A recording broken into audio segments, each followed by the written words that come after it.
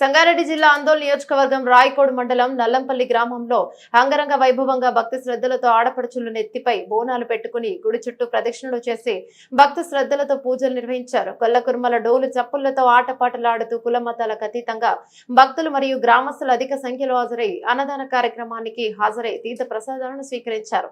కూడా ఈ యొక్క పండగ ప్రతి సంవత్సరం మానవాళికి చేయడం గ్రామ ప్రజల యొక్క ఆనవాయితీ. ఈ యొక్క పండగ ఇలా చేయడం వల్ల గ్రామంలోని పాడి పంటలు బాగా పండి గ్రామంలోని ప్రజలు సుభిక్షంగా ఉంటారని ప్రజలకు అపారమైన నమ్మకం యొక్క కార్యక్రమాలపై హాజరైన ప్రతి ఒక్కరికి కుర్మ సంఘం సభ్యులు ఉదయపూర్వక ధన్యవాదాలను తెలిపారు.